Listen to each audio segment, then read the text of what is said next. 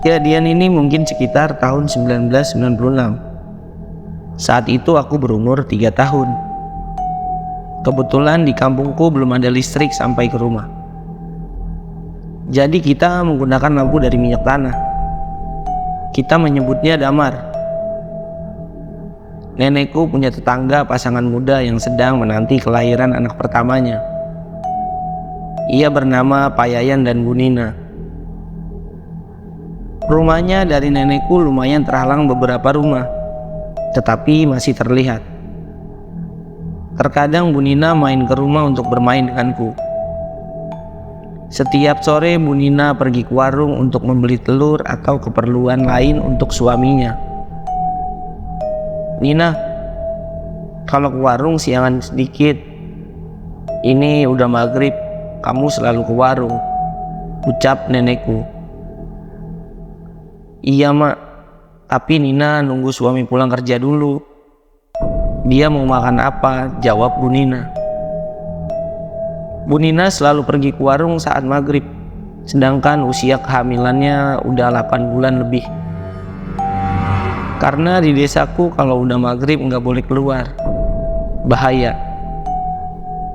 Apalagi sekitar rumah masih banyak pohon bambu dan tanah-tanah kosong yang rumputnya tinggi-tinggi. Bu Nina terlihat sangat lelah dan jarang main lagi. Mungkin saatnya melahirkan, jadi diam di rumah. Saat nenekku menyalakan api di luar untuk membakar daun-daun kering, Bu Nina pergi lagi ke warung. Tapi kali ini hanya pandangan lurus dan jalannya cepat. Padahal saat itu lagi azan maghrib. Bu Nina tidak seramah biasanya. Dan aku yang masih berumur 3 tahun kala itu selalu nangis saat Bu Nina lewat. Hari berikutnya ada dukun beranak di desaku disebutnya Pak Raji. Lewat depan rumah dan bilang ke nenekku kalau Nina mungkin 2 hari lagi melahirkan. Dia akan pulang dulu ambil beberapa keperluan lahiran, ucap dukun beranak. Dan suaminya Bu Nina sedang menjemput orang tuanya yang beda desa dari tempat tinggalnya. Karena tidak ada motor, ia jalan kaki sambil membawa senter. Ada 2 orang bapak-bapak mengobrol di depan musola. Hitung-hitung ngeronda takut terjadi sesuatu. Nenekku tidak bisa menemani Bu Nina karena harus menemani aku tidur yang saat itu kedua orang tuaku merantau. Suaminya Bu Nina menaruh beberapa damar atau lampu minyak tanah di sekitar rumah agar terlihat lebih terang, karena Ibu Nina sendirian. Sekitar jam 1 pagi, Bu Paraji atau dukun beranak kembali ke rumah Bu Nina. Bapak-bapak yang sedang ronda bertanya kepada dukun beranak, "Kenapa sendiri mak? Anaknya yang biasa bantuin kemana mak?" tanya bapak-bapak ronda.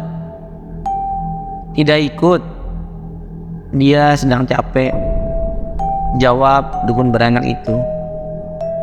Akhirnya azan subuh berkumandang. Suaminya dan orang tuanya Bu Nina pulang. Orang-orang berangkat ke musola. Setelah selesai sholat, suaminya Bu Nina datang memanggil beberapa tetangga dengan wajah khawatir. Tolong. Seketika didengar warga dan hendak menghampiri. Setelah beberapa orang ke rumahnya, ternyata Bu Nina sudah melahirkan. Tapi dengan situasi yang aneh. Dia melahirkan di bawah ranjang dengan wajah yang ketakutan yang sangat amat dalam, sambil memeluk anaknya yang baru lahir itu. Namun kondisi anak tersebut sudah tidak ada ari-arinya.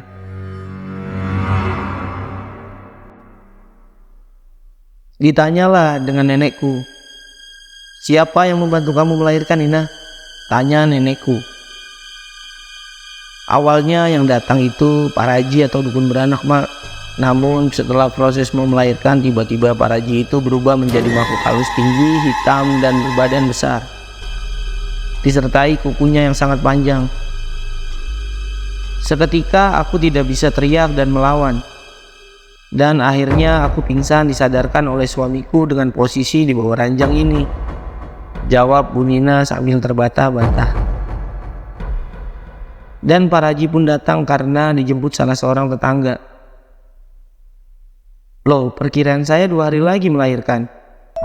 Dan rencana saya memang mau datang jam 10 malam, mau nemenin. Tapi saya ngerasa ngantuk dan gak kuat sampai akhirnya saya ketiduran. Itu gak biasanya saya begitu, ucap dukun beranak. Dan orang yang jaga ronda tadi malah kaget. Lah mak, saya jelas-jelas lihat emak masuk ke rumah Bu Nina sendirian. Semuanya kaget dan merinding. Terus tadi siapa? Ya Allah, astagfirullah. Semua orang kaget dan ketakutan. Keadaan Bu Nina sehat, tapi seperti orang kesurupan. Raut wajahnya kayak orang linglung. Bu Nina ini jadi sering melamun. Tatapan matanya pun kosong, muka agak sedikit pucat dari biasanya. Seperti orang yang berbeda, dan dipanggillah Pak Ustadz untuk melihat keadaan Bu Nina. Akhirnya Bu Nina agak sedikit lebih tenang setelah dibacakan doa-doa dengan Pak Ustadz ini. Namun di beberapa hari kemudian Bu Nina meninggal karena sakit terus-menerus setelah melahirkan itu. Suaminya dan keluarga merasa terpukul dengan meninggalnya Ibu Nina. Setelah beberapa minggu, ternyata disusul oleh anaknya yang baru dilahirkan itu. Anaknya meninggal sehabis maghrib. Padahal anaknya ini tidak sakit, semua terlihat sehat dan biasa saja. Sejak kejadian itu, lampu yang nenekku taruh di depan rumah selalu padam saat maghrib. Di depan rumahnya Bu Nina meskipun dikasih beberapa lampu damar, tapi selalu terlihat gelap gulita. Beberapa warga bilang Bu Nina masih sering muncul di depan rumahnya untuk memandang keadaan suaminya. Dan kalau sore nenekku seperti melihat Bu Nina lewat dengan kondisi perutnya yang masih besar, dengan daster yang biasanya dia pakai. Sampai akhirnya suaminya pergi merantau entah kemana. Rumahnya pun jadi tanah kosong karena suaminya meninggalkan rumah tersebut. 3 tahun berlalu dan saat ini sudah banyak beberapa rumah yang dibangun di sana. Sekarang desaku ini sudah seperti komplek. Dan rumah almarhum Bu Nina masih jadi pertanyaan banyak warga baru di sana.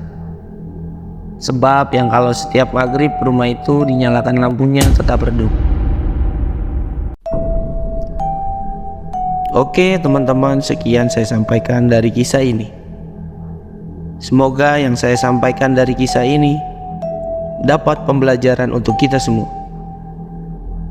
Dan untuk teman-teman yang baru bergabung, jangan lupa like, share, dan subscribe channel ini agar channel ini bisa terus berkembang. Nantikan kisah-kisah berikutnya tetap di channel Radio Viral.